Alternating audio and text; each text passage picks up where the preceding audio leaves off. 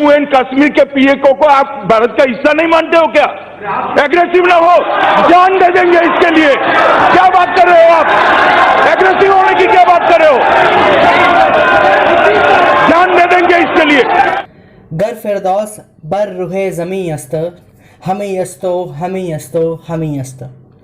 मतलब दुनिया में कहीं भी अगर जन्नत है तो यही है, यही है और यही है। ये शेर मुग़ल बादशाह की ज़बान से निकला था जब वो पहली बार कश्मीर आए थे।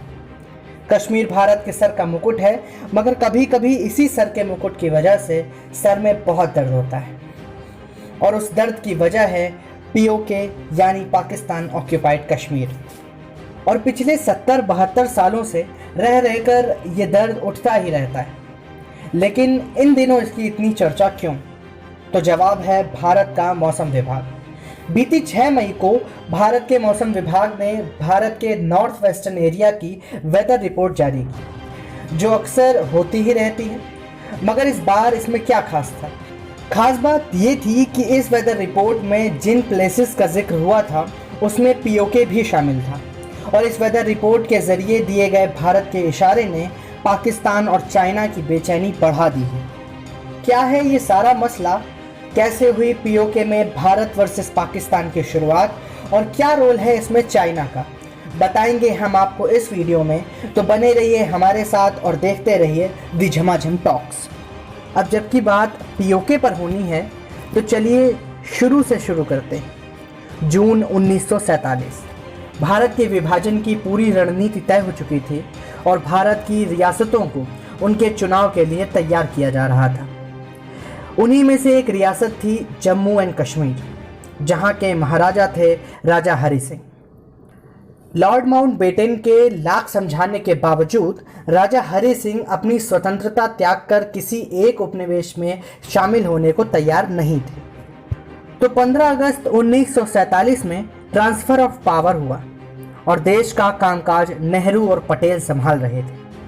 हालांकि जूनागढ़, हैदराबाद और जम्मू कश्मीर को छोड़कर बाकी सभी रियासतें भारत में खुशी खुशी विलीन हो चुकी थी, और इन्हीं 3 रियासतों पर नज़र थी नेहरू और पटेल की, जिसमें जम्मू और कश्मीर सबसे इम्पोर्टेंट और पेचीदा थी, क्योंकि इसकी सीमाएं भारत, पाकिस्तान, चीन, अफगानिस्तान और रशिया से मिलती थी।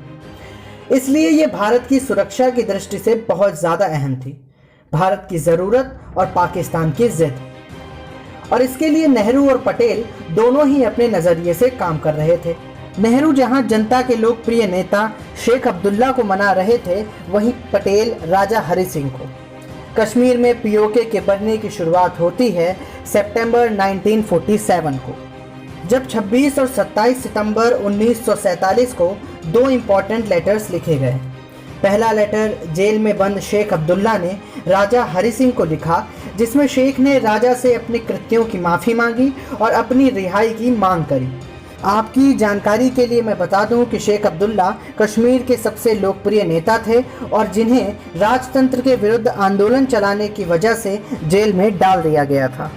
और दूसरा पत्र था पंडित नेहरू का पटेल के लिए, जिसमें वो पटेल को कबायली हमले से आगाह करते हैं और उन्हें ये भी बताते हैं कि शेख अब्दुल्ला राजा से माफ़ी मांग चुके हैं, और अगर अब हरि सिंह भी मान जाएं तो हम ये अनहोनी टाल सकते हैं।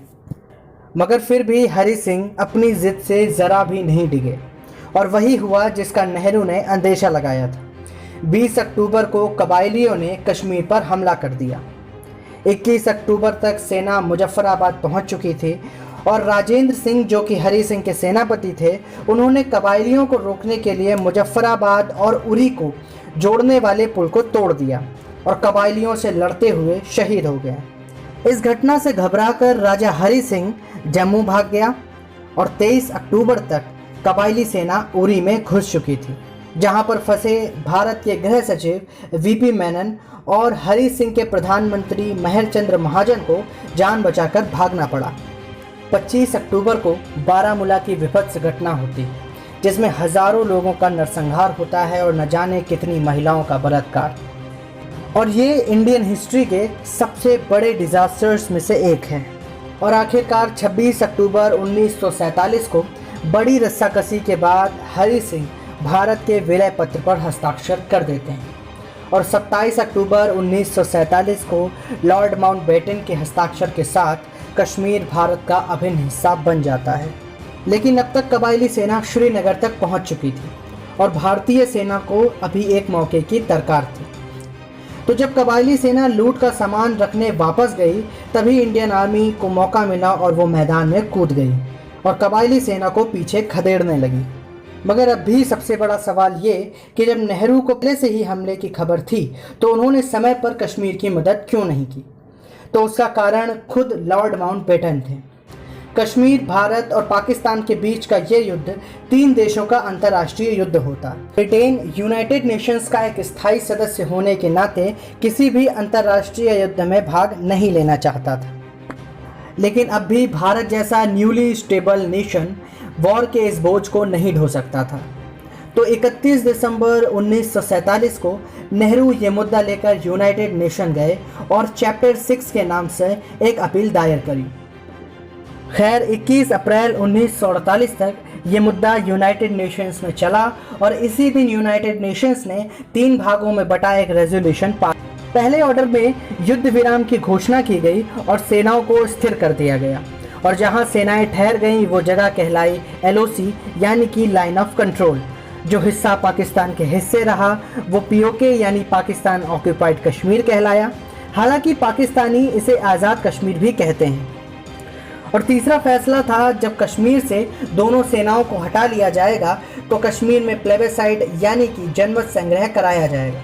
खैर आज तक न सेनाओं को हटाया गया और न आज तक जनमत संग्रह हुआ। लेकिन भारत हमेशा से POK को अपना हिस्सा मानता रहा है। तभी तो 70 सालों से विधानसभा में 24 सीटें POK के नाम पर ही रखी जाती हैं। और जब 6 अगस्त 2014 को कश्मीर का पुनर्गठन हुआ तो POK को 114 में से 24 सीटें दी गईं। अब आप गृह मंत्री जी के सदन में दिए गए वक्तव्य को सुने। मैं जब जम्मू एंड कश्मीर बोलता हूं माननीय सदस्य इसलिए एग्रेसिव हूं कि जम्मू एंड कश्मीर के POK को आप भारत का हिस्सा नहीं मानते हो क्या? एग्रेसिव ना हो, जान दे देंगे इसके लिए। क्या बात कर रहे हो आप? एग्रेसिव होने की क्या बात कर रहे हो? जान दे देंगे इसके लिए। तो आपने जाना कि कश्मीर में POK का जन्म कैसे हुआ। मगर इस भारत वर्सेस पाकिस्तान में चाइना का क्या रोल है? इसकी वजह है चाइना पाकिस्तान इकोनॉमिक कॉरिडोर। ये कॉरिडोर चाइना का एक बहुत बड़ा प्रोजेक्ट है जो साउथ वेस्टर्न पाकिस्तान और चाइनीज़ नॉर्थ वेस्टर्न एरिया में शीजियांग को पोर्ट, रेलवे और एयरपोर्ट के जरिए से एक करेगा, जो लगभग 2442 किलोमीटर लंबा होगा। इसके ज़रिए ये चाइना को बहुत से इकोनॉमिक प्रॉफिट भी देने वाला है। और यही वजह है कि वेदर रिपोर्ट ने चाइना की बेचैनी को और बढ़ा दिया है, क्योंकि भारत हमेशा से इस कॉरिडोर का विरोध करता रहा है। और इस वेदर रिपोर्ट के बाद चाइना ने 9 मई को नेपाल सीमा पर जवानों की मुठभेड़ कराई और 17 मई को हेलीकॉप्टर से घुसपैठ करने की कोशिश भी की। वैसे आप क्या सोचते हैं इस मसले के बारे में कि क्या वास्तव में वो समय आ गया है कि जब पूरा POK कश्मीर का हो जाएगा? या अगर आप चाइना पाकिस्तान इकोनॉमिक कॉरिडोर के बारे में एक अलग से वीडियो चाहते हैं तो हमें कमेंट कर ज़रूर बताइए। और अगली किसी भी अपडेट के लिए बने रहिए झमाझम के साथ। तब तक के लिए धन्यवाद।